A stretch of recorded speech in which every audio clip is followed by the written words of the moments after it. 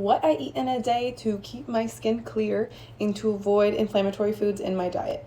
This is typically what I have for breakfast, is just basic. I'll have a ground beef, 90% lean, with some tomatoes and onion, and I'll meal prep it for the whole week.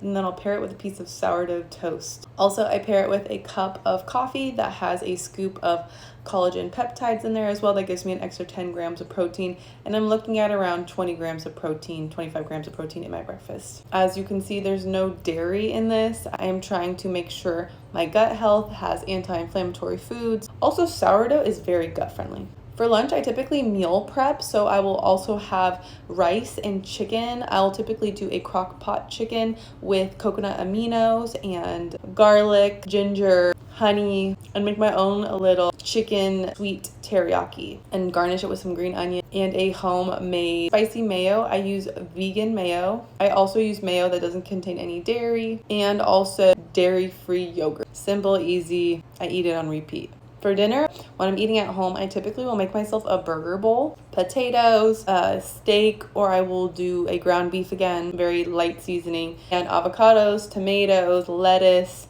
a sprinkle of cheese, and I make my own homemade burger sauce as well with just ketchup and also that mayo. Ooh, and I cut up some pickles in there. It's so good. And of course, for dessert, I'm always switching it up. These little grapes at Costco that are sweet and sour, and it's literally just grapes and sugar. There's barely any sugar in them. They are delicious. They cure my sweet tooth. Just a sweet treat is just dried fruit. I'm obsessed with mango, and I love mango. I also am a huge fan of sorbets. So Costco actually has these sorbets that don't have too much. They do have a little bit of sugar, but not a ton, and it's just fruit, and they are delicious.